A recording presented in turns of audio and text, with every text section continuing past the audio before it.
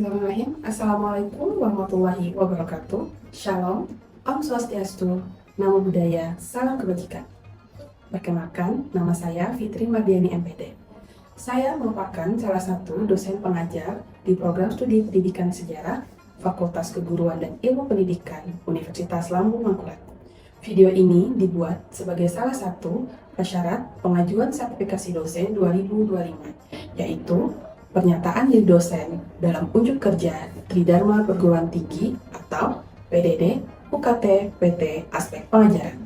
Pada kesempatan kali ini, izinkan saya mendeskripsikan mata kuliah yang saya ambil, yakni Sejarah Kebudayaan Tertua dan Utama di Dunia. Mata kuliah ini merupakan mata kuliah sejarah tematik dengan bobot 2 SKS yang ditawarkan pada mahasiswa semester 3. Dan bahasa pengantar yang digunakan ialah bahasa Indonesia. Capaian pembelajaran lulusan di mata kuliah ini yaitu CPL 10 P2 mampu menerapkan kemampuan berpikir historis dalam mengkaji fakta sejarah. CPL kedua yaitu CPL 11 P3 mampu merekonstruksi peristiwa sejarah lokal, nasional maupun regional menggunakan konsep dan teori sosial budaya, ekonomi, serta politik. Capaian pembelajaran mata kuliah bagi mahasiswa yang setelah mendapatkan perkuliahan ini yakni CPMK 1 mampu mengeksplorasi berbagai fakta sejarah melalui teori dan konsep dalam sejarah kebudayaan. CPMK kedua mampu menggunakan pendekatan historis dalam mengkaji unsur-unsur wujud dalam kebudayaan masyarakat tertua dan utama di berbagai kawasan dunia. CPMK ketiga mampu merekonstruksi dinamika kebudayaan tertua dan utama di berbagai kawasan dunia. Mata kuliah ini merupakan mata kuliah bidang keilmuan dan keahlian. Setelah selesai mengikuti perkuliahan ini, mahasiswa diharapkan mampu mengeksplorasi berbagai fakta sejarah melalui konsep dan teori-teori dalam sejarah kebudayaan, dan mampu menggunakan pendekatan historis dalam mengkaji unsur-unsur wujud dan dinamika dalam sejarah kebudayaan tertua dan utama di dunia seperti kebudayaan lembah sungai Efrat dan Tigris, kebudayaan Sungai Nil, kebudayaan Harappa dan Mohenjo-daro, kebudayaan Pulau Kreta, kebudayaan Sungai Kuning Huanghe, China, kebudayaan Aztec, Inca, Maya, dan kebudayaan Nusantara. Perkuliahan ini diuraikan dalam bentuk penugasan mandiri maupun berkelompok. Metode yang dilakukan dalam pelaksanaannya yakni menggunakan sinkronus dan asinkronus melalui e-learning di dalam portal Simari. Model pembelajaran yang dilaksanakan berupa case-based method dan project-based learning. Penilaian mata kuliah didasarkan pada penilaian otentik dengan mempertimbangkan proses dari setiap penugasan yang telah diberikan pada pelaksanaan perkuliahan sejarah kebudayaan. Dan bobot penilaian terdiri dari kehadiran 10%, tugas mandiri 15%, tugas kelompok dan proyek 35%, ujian tengah semester 20%, dan ujian akhir semester 20%. Baiklah, berikut video pembelajaran sejarah kebudayaan pertemuan kedua terkait konsep-konsep dan teori-teori dalam sejarah kebudayaan. Assalamualaikum warahmatullahi wabarakatuh. Waalaikumsalam warahmatullahi wabarakatuh. Selamat pagi anak-anak. Pagi, Bu. Apa kabarnya hari ini? Alhamdulillah. Bahagia ya? Bahagia. Baiklah, kembali lagi bersama dengan Ibu Fitri Mardiani di mata kuliah Sejarah Kebudayaan di semester 3. Jadi selamat datang di semester 3. Alhamdulillah ya kita ketemu lagi. Oke, jadi hari ini adalah pertemuan kita yang kedua. Nah, seperti biasa, sebelum kita memulai kegiatan apapun, alangkah lebih baik kita mengawalinya dengan berdoa, biar diberi kemudahan dan kelancaran. Tolong untuk yang berdoa siapa? Oke, ya silakan. Baik teman-teman sekalian, sebelum kita memulai kegiatan perkuliahan pada hari ini, alangkah baiknya kita berdoa menurut agama dan kepercayaan masing-masing. Berdoa dimulai. Berdoa selesai. Oke, terima kasih. Oke, jadi tolong setelah ini siapkan bahan-bahan untuk kegiatan perkuliahan kita. Baiklah, seperti biasa, Ibu juga akan mengecek kehadiran kita pada perkuliahan. Apakah sudah ada yang mengisi presensinya di Simari? Oke, yang belum tolong silakan diisi. Waktunya masih ada ya, sekitar 15 menit lagi. Jadi silakan langsung diisi di Simarinya.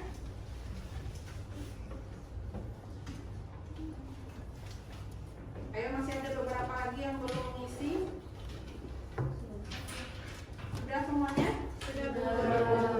Oh, ini ada yang belum mengisi. Dia Munawar mana? Ini apa sakit? Oh, suratnya tapi belum dikasih ke ibu ya? Oke, jadi nanti setelah ini tolong dikasihkan kepada ibu, oke? Baiklah, nah jadi setelah ini kita akan membahas terkait pertemuan kedua. Nah, jadi pada pertemuan kedua di mata kuliah sejarah kebudayaan seperti yang sudah Ibu sampaikan di pertemuan sebelumnya, kita akan mengkaji terkait apa? Kebudayaan manusia.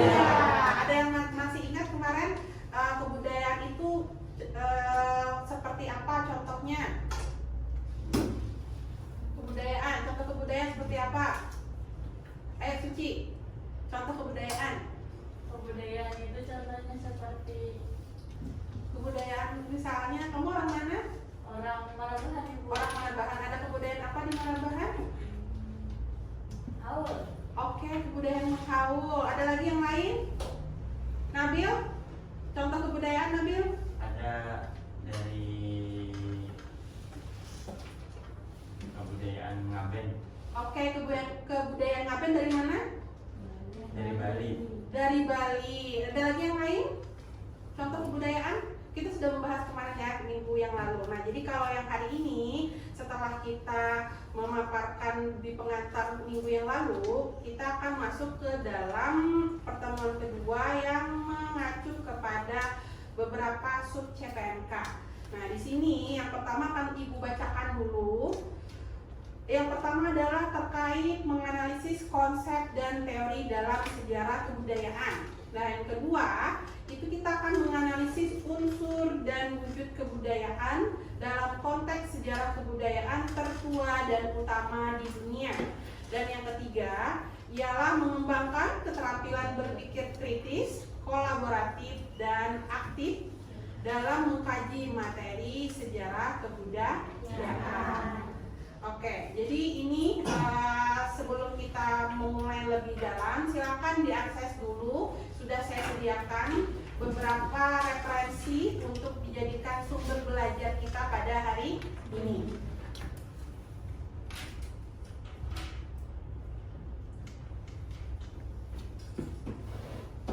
Oke, nah jadi setelah kalian tadi Ibu arahkan untuk mengakses referensi dan sumber belajar kita pada hari ini, Ibu akan menghadirkan dulu pemantik perkuliahan kita. Apa yang bisa kalian simak dari gambar yang Ibu tampilkan? Ada apa di sana? Wajah orang. Oke, apa lagi? Ada manusia prasejarah. Oke, ada apa lagi? Perbedaan kulit. Perbedaan kulit dari siapa? Dari yang ada kulit putih, kulit. Oke, berarti ada ragam manusia ya. Oke, ada apa lagi? Selain ada manusia prasejarah, ada manusia apa lagi? Oke, manusia modern.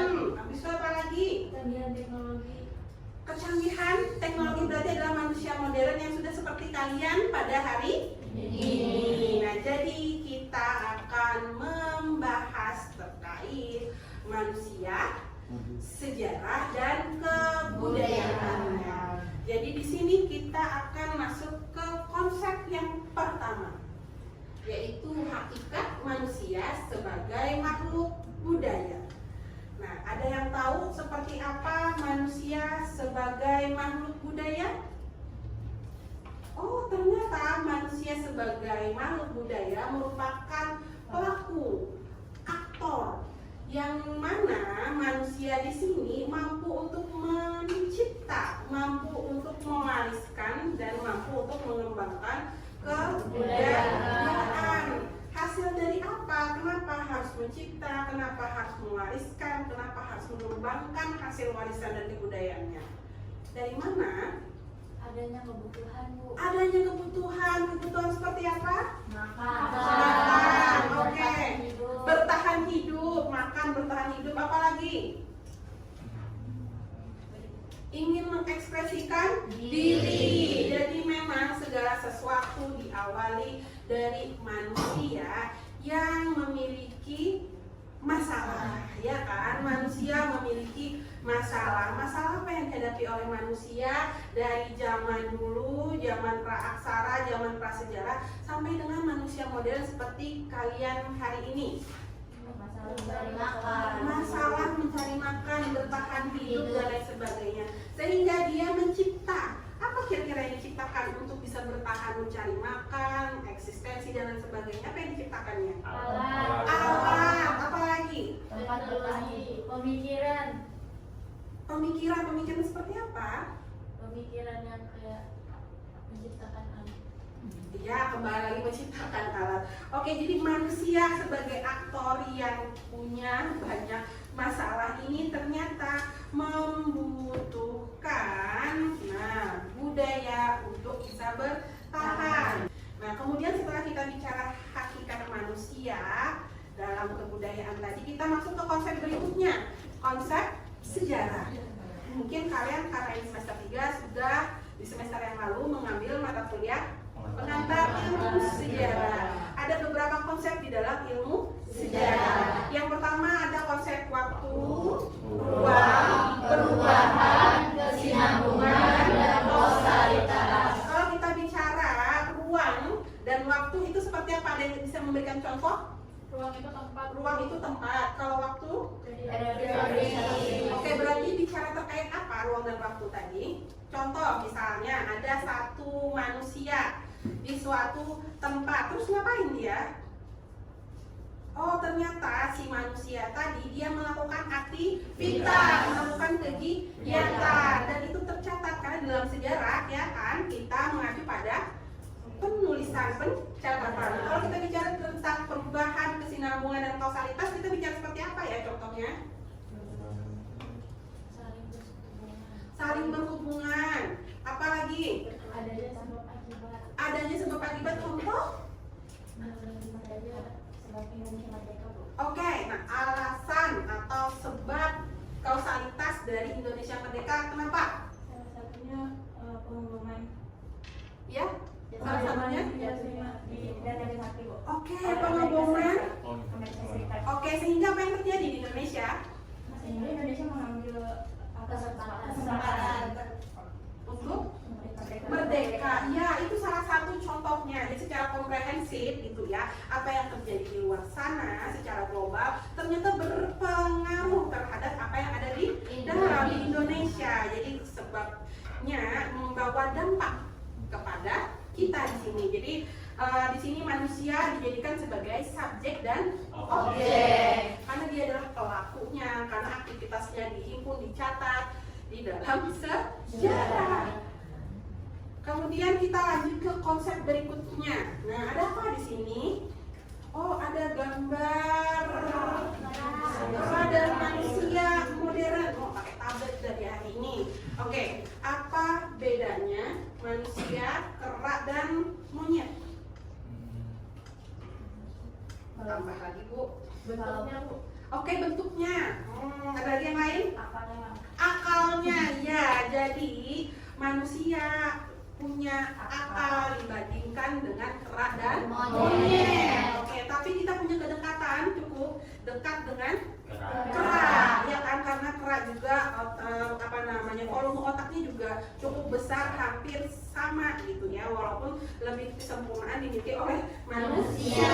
Oke, jadi kita bicara kebudayaan di sini kita mulai dari kata bud dalam bahasa Sanskerta yang artinya akal. Jadi manusia punya akal nggak? Apakah semua manusia punya akal? Punya.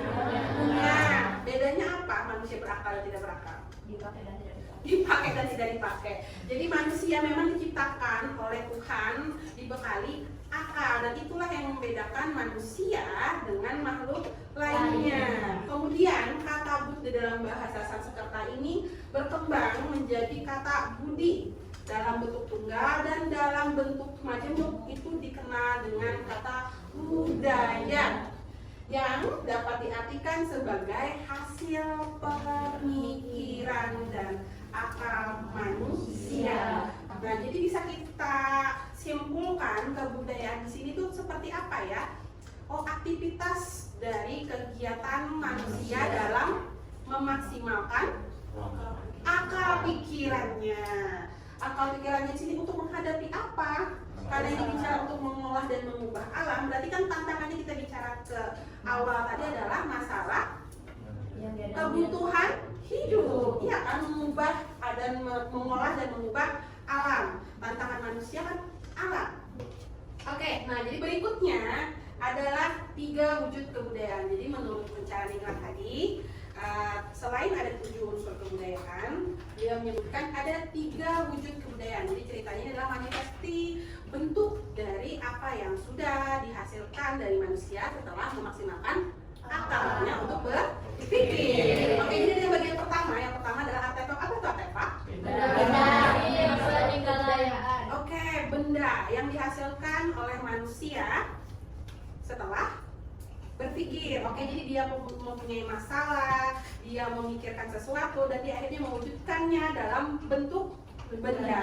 Kemudian ada main defect yang kedua. Apa itu main defect? Oke, hasil pemikiran, ide-ide, gagasan dan segala bentuk hasil kontemplasi yang dihasilkan manusia dalam upaya menyelesaikan masalahnya dihadirkan di sini. Kemudian sosiofact yang ketiga. Apa itu sosiofact? Aktivitas, kesepakatan, kegiatan yang dibentuk, yang dilakukan oleh manusia dan kelompoknya. Manusia dan kelompoknya. Sekali lagi saya tekankan kelompoknya. Tadi karena tidak bisa sendiri. Jadi kalau contoh sosiofact, apa contohnya? Bermusyawarah. Oke, yang lain lagi. Apa? Nongkrong. Oke, kalau manusia awal kira-kira? Ya. Berburu, kelompok manusia yang berburu. Ada lagi yang lain? Mencari makan, berburu mencari makanan. Ya, bercocok tanam. Ya, jadi misalnya di dalam sistem yang sudah dibangun oleh masyarakat yang sudah memiliki kelompok tadi, ada kelompok para pencari makan, jadi mereka berburu, ada yang menjaga, jadi ceritanya itu domestik, berarti para ibu-ibu yang menjaga anak di rumah, yang menyiapkan segala bahan untuk makan dan lain sebagainya. Jadi mereka sudah menyepakati itu, jadi ada pembagian kerja, aktivitas sudah dikelompok-kelompokkan secara khusus. Nah, jadi di dalam teori-teori yang sudah ibu hadirkan, konsep-konsep ini nanti yang akan kalian wujudkan di dalam proses penugasan.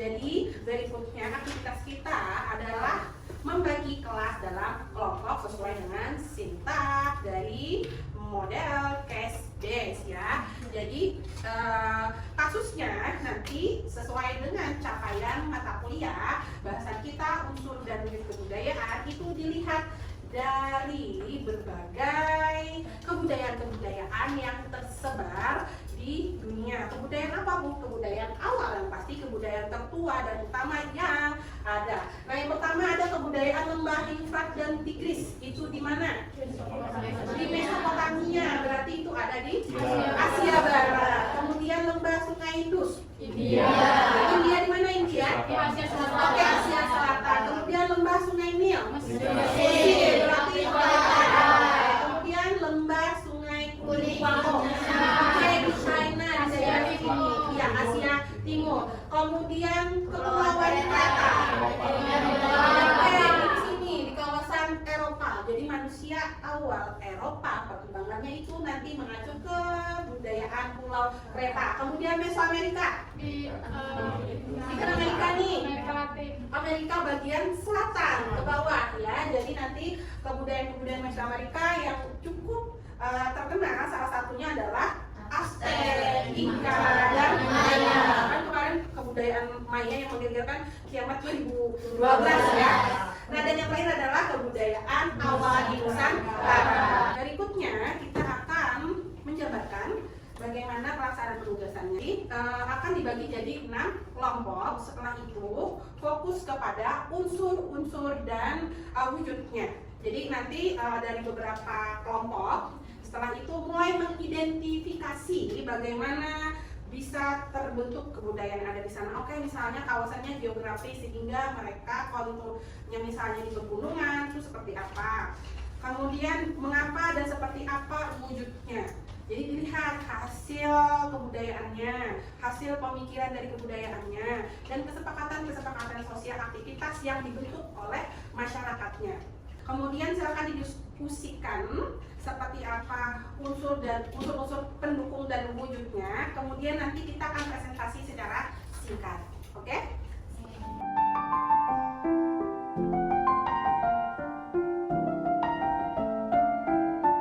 Oke, kelompok 1 tadi Mesopotamia. Yang kelompok 2 itu lembah Sungai Indus India. Kelompok 3 Sungai Nil Mesir. Kelompok 4 berarti Sungai Kuning. Yang kelima itu kereta. Ya. Gerakan dicari kira-kira unsur dan wujudnya. Jadi paling tidak ada 3 wujud ya. 3 wujud. Artefaknya, landifaknya, sosiofaknya. Mesopotamia itu berasal dari kawasan apa hari ini? Jadi misalnya kalau kayak Sungai Indus itu di India mana? India Utara atau India Selatan? Oh kuning, Kuako ya di Cina. Kalau yang ini? Sungai Nil. Berarti angka-angka ini di Eropa ya. Yunani Romawi.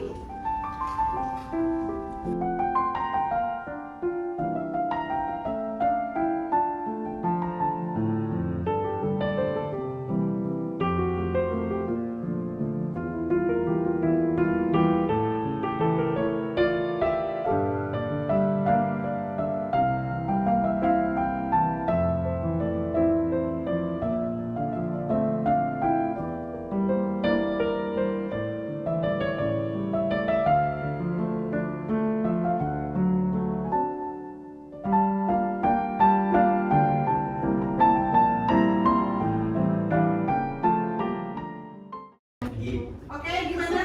Teman-teman sudah selesai semua penugasannya? Sudah. Oke, jadi di antara kelima kelompok ini ada yang mau duluan memaparkan? Oke, duluan ini ya. Oke, ini kelompok berapa tadi? 1. Oke, kelompok 1 silakan. Baik, di sini kami mendapat Mesopotamia. Mesopotamia. Ya, jadi kemunculan Mesopotamia ini atau daerah antara dua sungai serta perkembangan hingga mencapai suatu peradaban agraris yang maju. Jadi pada awalnya lembah Tolong perhatian kelas kalau dengarkan. Tigris dan sungai Efrat hanya berupa rawa-rawa. Selanjutnya daerah ini didiami oleh suatu bangsa yang masuk sekitar tahun 3000 sebelum Masehi yang dinamakan bangsa Sumeria. Baik, terima kasih. Sebelumnya perkenalkan, nama saya Suciaryanti, perwakilan dari kelompok 3. Di sini kami mendapatkan tentang kebudayaan dari Mesir kuno atau Sungai Nil. Nah,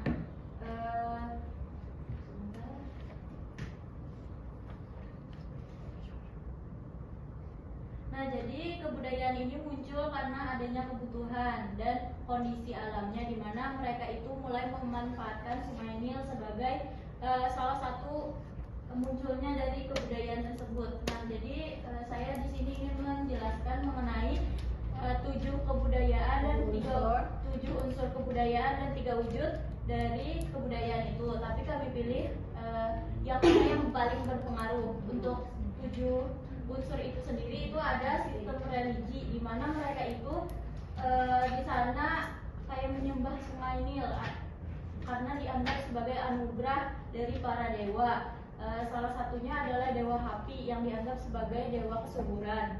Selanjutnya itu ada mata pencaharian, di mana mereka itu bertani dengan budidaya itu seperti gandum, barley. Kemudian ada 3 wujud kebudayaan yang kami ambil itu ada artefak. Nah, artefaknya sendiri dari kebudayaan ini ada piramida, kemudian alat irigasi kuno. Oke, kita beri aplaus dulu. Oke, berikutnya kelompok berapa lagi yang mau menyampaikan? Kelompok 25. 1, 2, 3, 4. Oh, Bismillahirrahmanirrahim. Perkenalkan, nama saya Ahmad Nabil dari perwakilan dari kelompok 5 menyampaikan untuk kebudayaan dari Pulau Kreta sendiri. Itu ada bahwasanya Pulau Kreta ini terletak di Laut Tengah pada periode kurang lebih dari 3000 sampai 1450 sebelum Masehi. Nah, peradaban utamanya itu Minoa. Jadi Minoa ini itu diambil dari nama raja yang ada di Kreta tersebut yang bernama Minos. Nah, terus karakteristik dari kepulauan ini damai, terus maritim dan maju dalam seni serta teknologi. Oke, jadi tadi sudah sangat luar biasa sekali pemaparan dari kawan-kawan sesuai dengan pembagian kelompoknya, dan bisa kalian pahami akan ada beberapa kajian lebih lanjut terkait yang sudah kalian bahas. Jadi mungkin nanti kita akan merekonstruksi. Nah, sesuai dengan kasus-kasus ini akan berlanjut. Jadi sebagai pengantar, dan di beberapa minggu yang akan datang kita akan bertahap untuk merekonstruksi seperti apa kehidupan, budaya dan peradaban oleh masyarakat awal ini tadi, baik di kawasan Mesopotamia kuno, India, kemudian Mesir, dan beberapa kawasan yang tadi sudah dijabarkan. Oke, ada yang mau menyimpulkan untuk perkuliahan kita pada hari ini? Oke, silakan Suci. Baik, di sini saya ingin menyimpulkan hasil perkuliahan hari ini, di mana tadi dimulai dari kebudayaan. Kebudayaan itu sendiri adalah segala hasil pemikiran yang ada dari akal manusia untuk menyelesaikan masalah. Nah, kemudian kebudayaan ini bisa dinamis sifatnya karena dia itu mengalami perubahan. Kemudian seperti yang kita tahu, ada beberapa kebudayaan yang terkenal yang kita pelajari. Seperti tadi yang sudah teman-teman jelaskan, ada Mesopotamia, Cina, terus ada Mesir kuno dan lain-lain. Terus juga kita 7 unsur kebudayaan, di mana ada sistem religi, terus mata pencaharian dan lain-lain. Kemudian juga ada 3 wujud kebudayaan, yaitu artefak, netipak, dan sosiopek. Oke, terima kasih. Tepuk tangan. Sekali lagi saya ingatkan untuk hasil penugasan jangan lupa seperti biasa bisa dihimpun melalui portal e-learning kita. Jadi hasilnya tolong nanti di scan, kita upload, sudah ada ibu sediakan ruang untuk memasukkan penugasannya di Simari. Waktu pengerjaan seperti biasa ya, ketika 1 kali pertemuan, 1 kali 24 jam untuk mengumpulkan penugasannya di Simari. Dan untuk minggu yang akan datang kita akan membahas terkait dinamika kebudayaan. Jadi setelah belajar konsep dan teori kebudayaan, khususnya 7 unsur dan wujud, nah minggu yang akan datang kita akan membahas tentang dinamika kebudayaan. Jangan lupa tolong disiapkan ya beberapa bahan-bahan, bisa saja dari yang disediakan tadi atau mungkin beberapa referensi lainnya ya.